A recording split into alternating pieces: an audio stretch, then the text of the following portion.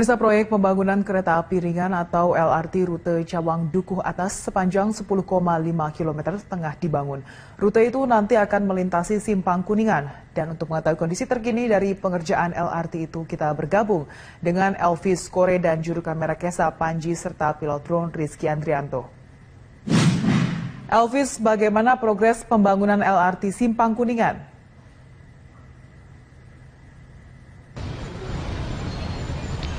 Baik, Yasi dan juga pemirsa, bisa kami jelaskan di sini bahwa pembangunan proyek LRT koridor Cawang Dukuh Atas, di mana saat ini sudah mencapai tahap pekerjaan long span atau bentangan panjang, khususnya dari koridor Cawang menuju Dukuh Atas ini akan dimulai dari Cawang, Ciliwung, Cikoko, Kuningan hingga Sudirman, di mana nanti pembangunan bentangan panjang ini memang sudah dimulai dari bulan Mei lalu, yang nantinya ditargetkan akan selesai pada bulan September tahun 2017. Dengan koridor ini telah mengikuti rute atau mengikuti jalan dari MT Haryono dan juga Jalan Rasuna Said. Seperti yang saat ini saya berada, bahwa kita pantau pagi ini di Jalan Rasuna Said sendiri memang khusus pembangunan LRT ini memang dari pantauan kami sudah ada pekerjaan khususnya untuk pekerjaan fondasi dari pilar-pilar beton atau tiang-tiang beton yang nantinya akan menopang dari bentangan panjang atau bentangan dari LRT itu sendiri. Memang saat ini bentangan span atau bentangan panjang ini belum sampai di Kuningan sendiri atau di Jalan Rasuna Said. Nantinya memang setelah dari Cawang menuju Ciliwung, Cikoko, dan nanti akan sampai pada Kuningan, nanti akan melewati Jalan Rasuna Said, begitu Yasi.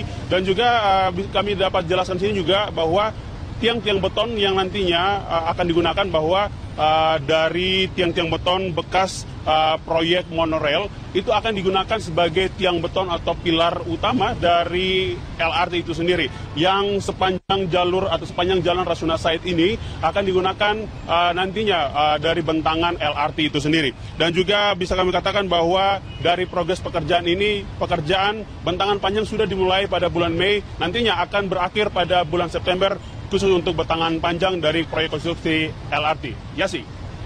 Ya, Elvis, selanjutnya apakah pengerjaan proyek LRT itu berimbas pada arus lalu lintas di sekitar?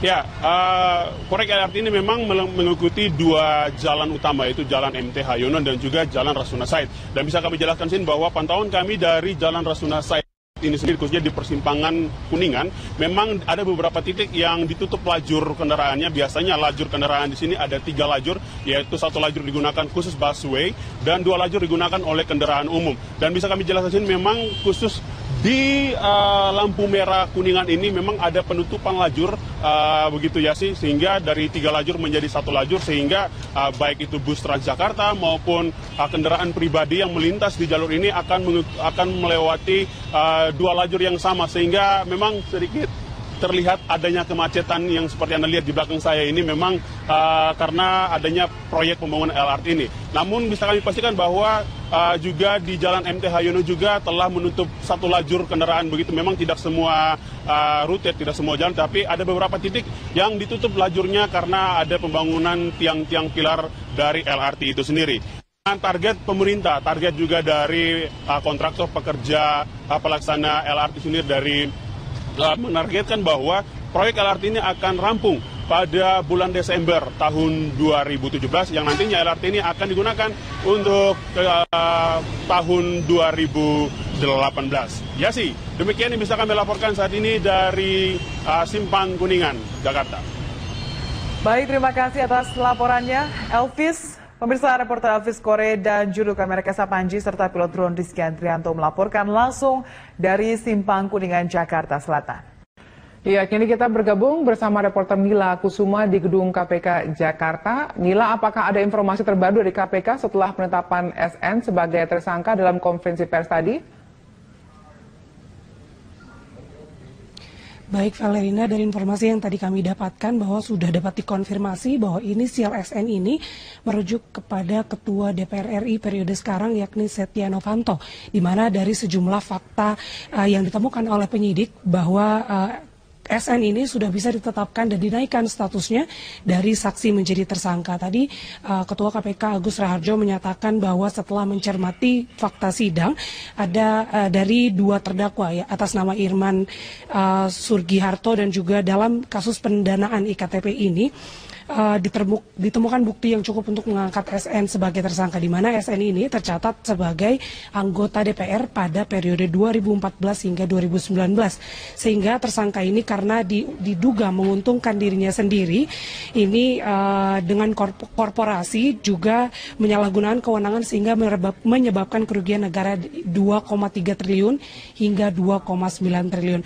Tadi juga pihak KPK menyampaikan bahwa SN ini melalui AA punya peran membahas anggaran dan juga pendanaan dari IKTP.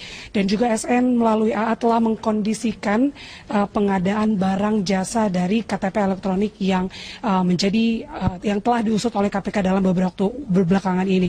Dan diduga pendanaan ini, dugaan penyelewengan ini telah dikonsep dalam penganggaran dan juga pendanaan antara SN dan juga AA. Dan SN ini diduga melanggar pasal 2 atau pasal 3 dari Undang-Undang Tindak Pidana Korupsi, di mana sebelumnya Irman dan juga Sugiharto telah dijadikan terdakwa melalui proses persidangan. Dan saat ini AA masih dalam proses penyidikan. KPK juga masih menyidik tersangka MSH yang diduga memberikan keterangan tidak benar dalam proses sidang selama proses sidang berlangsung. Dan tersangka SMN ini diduga sengaja mencegah atau merintangi dan menghalalkan segala cara untuk secara langsung atau tidak langsung dalam proses penyidikan IKTP. Dan di mana dugaan korupsi IKTP ini terjadi akibat adanya penggelembungan dana dari dana yang seharusnya dana yang lebih mahal dari dana real yang ditetapkan dalam harga belangko IKTP ini menyebabkan kerugian hingga 2,3 triliun rupiah bagi negara, di mana total dana yang dibayarkan dalam pembayaran belangko IKTP ini mencapai 4,9 triliun rupiah. Ini terjadi pada periode 21 Oktober 2011 hingga 30 Desember 2013. Dan hingga saat ini dan juga ke depannya KPK masih terus menggali kasus ini untuk menentukan apabila mungkin ada tersangka-tersangka lain yang juga masih bisa ditetapkan terkait dengan kasus ini. Namun hingga saat ini yang baru hari ini ditetapkan ini adalah dengan inisial SN atau Setia Novanto yang saat ini menjabat sebagai Ketua DPR RI. Vale. Baik, ya Nila, lalu bagaimana dengan rencana pemanggilan dari KPK sendiri setelah penetapan tersangka terhadap SN ini, apa yang akan dilakukan? Apakah akan dipanggil dalam waktu dekat? Ya, jika sesuai dengan pola yang telah dilakukan oleh KPK begitu terkait dengan penetapan tersangka, ini biasanya memang akan langsung dipanggil dalam waktu dekat dan diperiksa dalam waktu yang ditentukan juga oleh KPK. Namun kami juga belum mendapatkan konfirmasi kiranya kapan tersangka ini akan dipanggil dan juga dilakukan pemeriksaan oleh penyidik dari KPK. Namun juga pihak KPK masih akan terus mengembangkan kasus ini dan juga menggali informasi dari saksi-saksi lainnya yang juga masih dikumpulkan untuk menguatkan begitu alur dari kasus ini seperti apa. Mengingat memang kasus IKTP ini bergulir sudah cukup lama dan juga diduga merugikan negara hingga triliunan rupiah, di mana ada sejumlah tokoh-tokoh politik yang diduga terlibat dalam kasus ini. Jadi memang pihak KPK masih terus mengembangkan kasus ini dan kami belum mendapatkan konfirmasi kapan kiranya Setia Novanto akan dipanggil untuk dimintai keterangan setelah statusnya naik menjadi tersangka jika sebelumnya hanya menjadi saksi. Vale. Iya, dalam catatan Anda nilai sudah berapa kali SN dipanggil oleh KPK dalam status sebagai saksi untuk kasus IKTP ini? Baik, memang Setia Novanto ini sudah beberapa kali dipanggil oleh KPK dalam kasus ini, namun yang dihadiri begitu ada beberapa kali telah dipanggil namun tidak dapat dihadiri oleh Setia Novanto atas alasan kesehatan dan juga beberapa alasan lainnya. Namun pada Jumat kemarin ini memang SN telah memenuhi panggilan dari penyidik KPK untuk kemudian diperiksa dan ia telah datang ke KPK pada Jumat lalu untuk diperiksa terkait dengan kasus IKTP ini. Jadi memang sudah berkali-kali dipanggil, namun belum pernah dipenuhi karena satu dan lain hal, dan baru dipenuhi pada kemarin, hari Jumat kemarin. Itu artinya berarti sudah ada satu kali pemeriksaan dari Setia Novanto sebagai saksi begitu, dan baru hari ini kemudian ditetapkan sebagai tersangka. Dan tadi juga pihak KPK menyampaikan begitu bahwa dalam fakta persidangan ada memo pembagian uang yang disita oleh KPK dan ditujukan saat Khairul Harahap, dan ini ditujukan untuk menguntungkan orang lain, dan KPK juga masih terus mengembangkan seperti apa aliran dana dari IKTP ini akan mengalir kemana saja dan siapa-siapa saja yang terlibat, ini masih akan terus dikembangkan lagi lebih lanjut. Dan dari keterangan yang tadi kami dapatkan dari Agus Raharjo bahwa disampaikan bahwa SN ini selalu menggunakan kesaksian AA, di mana SN ini selalu menggunakan kesaksian AA untuk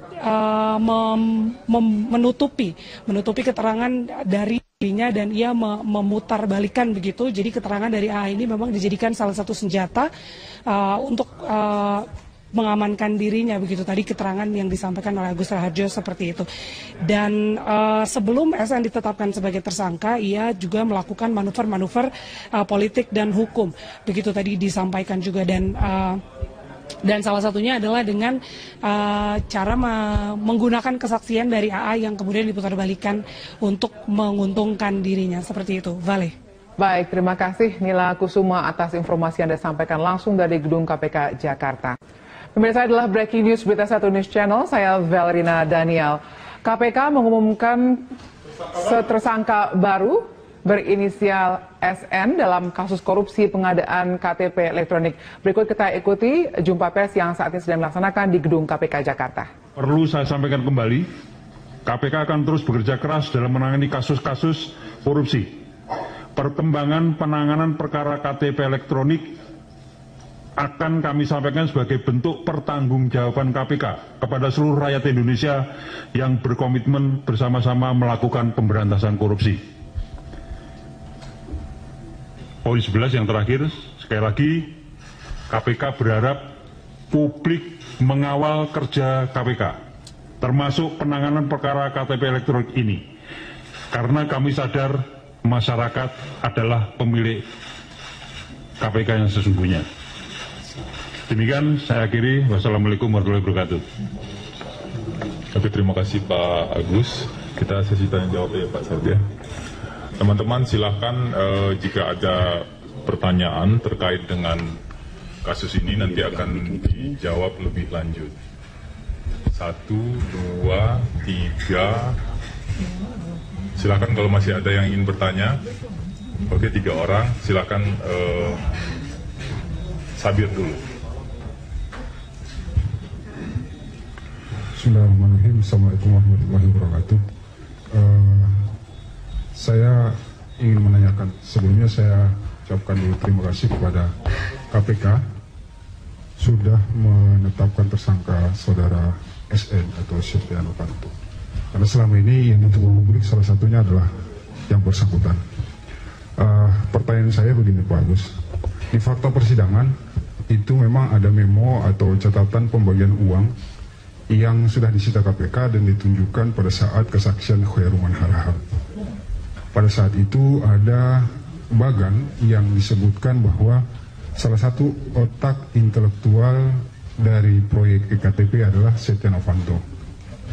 Itu sampai di situ, yang kemudian di bagan tersebut yang juga disita KPK dan ditunjukkan di persidangan disebutkan Setia Novanto juga turut menikmati aliran uang. Tapi itu kemudian kontradiksi dengan beberapa kesaksian para saksi bahwa sejauh yang saya ikuti itu persidangan tidak ada yang menyebutkan bahwa ada yang mengantarkan uang untuk Setia Novanto. Kalau mengatur seperti disangkakan KPK, iya itu faktanya real dan jelas.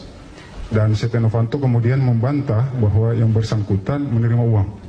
Nah, konstruksi pasal 2 ayat 1 atau pasal 3 itu adalah diri sendiri, orang lain, korporasi. Pertanyaan saya sederhana. Kalau memang ini menguntungkan orang lain dan korporasi, apakah KPK yakin bahwa Setia Novanto juga memperkaya diri sendiri? Fakta dan buktinya apa? Karena di persidangan tidak nampak sekali uang itu sampai ke tangan Setia Novanto. Kalau ke yang lain, iya. Itu yang pertama soal Setia Novanto. Yang kedua, ini soal bantahan yang selalu disampaikan Setia Novanto. Setia Novanto selalu menggunakan kesaksian Andi Narogong dan Johannes Lim kalau saya tidak salah yang bersaksi dari Singapura waktu itu, bahwa keduanya tidak saling kenal mengenal, tidak ada yang arahan dari Setia Novanto. KPK menggunakan kesaksian siapa dan keterangan siapa dan bukti apa untuk memastikan bahwa Setia Novanto itu benar-benar mengarahkan. Apakah dia Anggreni saja, atau Irman saja, Sugiharto saja, atau misalnya Winata Wira Utama yang direktur. Itu dua pertanyaan. Yang ketiga dari saya adalah Pansus sedang berjalan. Saya yakin tidak ada kaitan dengan Pansus sebenarnya KPK menetapkan yang bersangkutan. Tetapi bagaimana KPK menyikapi soal makin besarnya upaya penyerangan Pansus terhadap KPK pasca penetapan Setia Novanto sebagai tersangka. Apakah KPK memang sudah siap atau tidak? Ini kaitan dengan kasus hukumnya ya Pak. Tapi di luar itu ada dua pertanyaan lain. Saya ingin bertanya begini. Informasi yang saya terima ini cukup valid sebenarnya. Setia Novanto sebelum ditetapkan sebagai tersangka itu melakukan manuver secara politik dan secara hukum. Manuver secara politik adalah mengucurkan uang ke anggota Pansus dan beberapa faksi untuk berusaha menyerang KPK ketika yang bersangkutan ditetapkan sebagai tersangka. Manuver yang kedua terkait dengan bidang hukum. Setia Novanto dan kroni-kroninya diduga atau diindikasikan melakukan intervensi kepada pihak Mahkamah Agung hingga ke PN Jakarta Selatan. Tujuannya adalah untuk supaya yang bersangkutan bisa lolos kalau naik ke pra-peradilan. Jadi pertanyaan saya ada 5 Pak Agus dan Pak ini, yang bidang politik dan bidang hukum tolong dijawab karena ini sensitif dan saya ingin mengkonfirmasi karena informasi sudah saya dapat sekitar 2 atau 3 minggu yang lalu. Bahkan Mahkamah Agung sudah menunjuk salah satu hakim yang selevel atau setara dengan Hakim Sarfin, mohon maaf saya sebutkan namanya, itu agar Setia Novanto dimenangkan dalam pra-peradilan. Nah, saya ingin menanyakan, apakah dua informasi manuver politik dan hukum tadi juga diterima oleh KPK? Kalau diterima oleh KPK, atau misalnya ada tim surveillance yang menemukan, apakah KPK siap mengantisipasi perlawanan politik dan perlawanan hukum di tingkatan pra-peradilan hingga Mahkamah Agung? Terima kasih. Oke, terima kasih Sabir. Silakan. Terima kasih sebelumnya. Pertanyaan saya menyambung pertanyaan Bang Sabir. Saat ini KPK kita ketahui sedang berhadapan juga dengan pansus angket. Nah, ketika menetapkan tersangka, akan ada potensi nantinya KPK dianggap melawan pansus. Nah, apa langkah KPK untuk menghadapi potensi itu? Terima kasih. Silakan Deska. Ya, pertanyaan pertama adalah mengapa pengumuman penetapan SN ini sangat lama? Maksudnya adalah sudah berjalan 3 bulan persidangan 2 terdakwa awal, baru akhirnya KPK mengumumkan penetapan TSK ini. Apakah memang KPK membutuhkan dukungan vonis hakim terhadap 2 terdakwa sebelumnya, atau kenapa? Jadi kenapa pengumuman TSK SN ini lama seperti itu? Dan yang kedua, tadi seperti yang sudah disampaikan oleh penanya sebelumnya, dalam sidang-sidang 2 terdakwa ada orang-orang yang akhirnya menarik BAP mereka terkait dengan peran SN yang sudah disampaikan dalam dakwaan JPU. Bagaimana akhirnya KPK dapat firm dan yakin bahwa memang ada peran-peran SN di sini ketika ada penarikan BAP yang disampaikan di pengadilan terkait peran SN. Oke, terima kasih. Ada 3 orang, ada beberapa pertanyaan. Silakan Pak Agus untuk menjawab lebih lanjut. Terkait dengan pertanyaan Saudara Sabir, banyak yang terkait dengan materi pemeriksaan, dan materi ini mungkin sebaiknya memang tidak disampaikan di sini. nanti kita akan gelar di pengadilan. Jadi supaya kemudian nanti pengadilannya berjalan dengan kita akan membuka semua masalahnya atau bukti-buktinya di pengadilan. Jadi dan ini sama sekali tidak terkait dengan pansus yang sekarang bekerja. Dari sisi itu kami kalau dengan pansus, sebagaimana saya ungkapkan berkali-kali di banyak kesempatan, satu-satunya cara KPK yang mempercepat kerjanya, meningkatkan performanya, supaya kemudian menunjukkan pada masyarakat bahwa kita tidak terpengaruh dengan itu. Nah, mengenai pertanyaan yang terkait dengan, walaupun ini nggak terkait hukum, apakah yang bersangkutan intervensi atau yang bersangkutan juga mempengaruhi proses di pengadilan, kami tidak akan berkomentar terhadap itu, ya. Apakah kami mempunyai data, mempunyai informasi, ya itu biar kami nanti yang mengatur langkah-langkah dan strateginya. Nah, terkait dengan tadi pertanyaan yang kedua juga masih terkait dengan pansus, pasti kami membawa yang bersangkutan ke proses penyidikan ini bukan sesuatu yang serampangan, pasti kita mempunyai dua alat bukti yang kuat.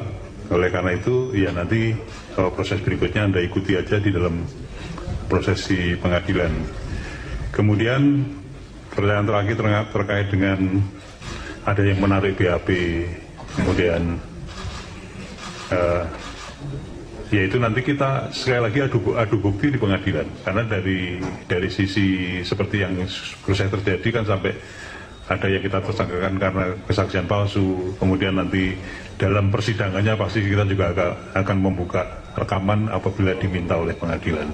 Jadi semuanya nanti proses berikutnya kita serahkan pada proses pengadilan, dan KPK akan membawa alat-alat bukti yang diperlukan di dalam proses itu untuk meyakinkan majelis hakim maupun masyarakat banyak bahwa kita berjalan pada track yang betul.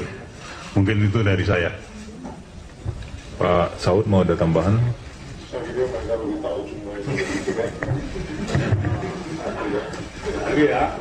Oke, karena ada kegiatan lain yang harus diikuti oleh pimpinan. Nanti kalau beberapa pertanyaan yang agak detail nanti bisa saya respon lebih lanjut.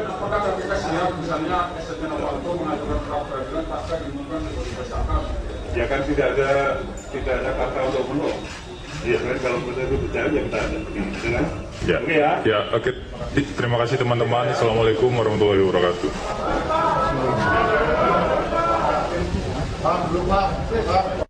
Kacamata duduk.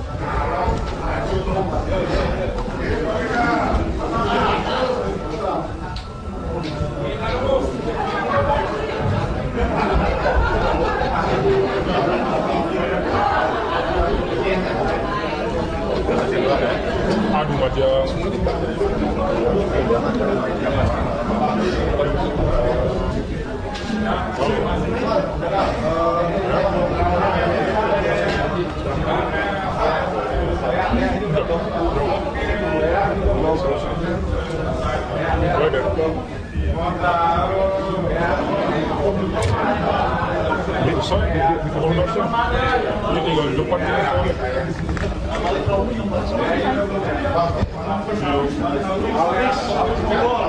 Habis banyak. Bisa nggak sih pakai mic aja?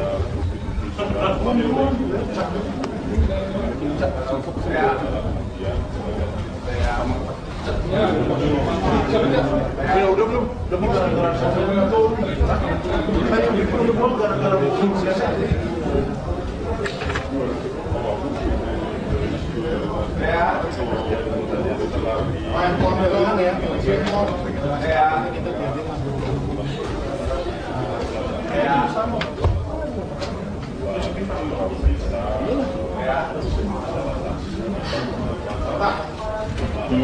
Boleh nggak? Ya, boleh.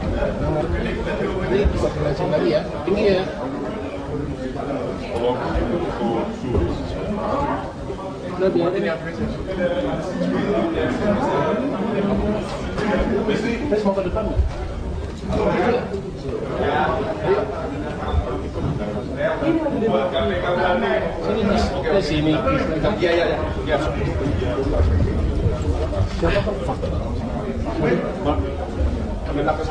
Siapa?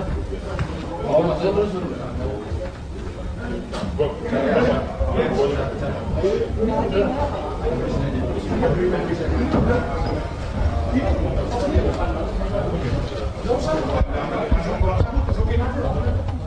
Ya pemirsa, baru saja kita melihat bersama jalannya konferensi pers yang dilaksanakan di gedung KPK Jakarta yang tadi sudah kita ikuti bersama pernyataan dari Ketua KPK Agus Raharjo yang mengumumkan penetapan tersangka baru untuk kasus IKTP berinisial SN. Dalam hal ini juga disampaikan oleh Ketua KPK bahwa ini adalah wujud dari bentuk komitmen KPK untuk menjalankan atau menuntaskan kasus IKTP dan diharapkan publik mengawal KPK terutama untuk kasus ini. Seperti kita ketahui, nama SN disebut-sebut juga dalam peradilan dan persidangan. Kita ketahui bahwa sejak awal kasus ini disampaikan bahwa nama SN disebut jaksa juga dalam surat dakwaan untuk terdakwa korupsi proyek IKTP. SN disebut-sebut bersama dengan 6 orang lainnya, termasuk 2 terdakwa IKTP. Nah, dalam surat dakwaan untuk 2 terdakwa, yaitu Sugiharto dan Irman, disebutkan SN bersama-sama melakukan korupsi dengan Iman dan Sugiharto, terdakwa kasus dugaan korupsi pengadaan proyek IKTP. Dan untuk itu, peran SN juga dibeberkan oleh jaksa KPK untuk mendorong fraksi-fraksi di DPR agar mendukung proyek tersebut.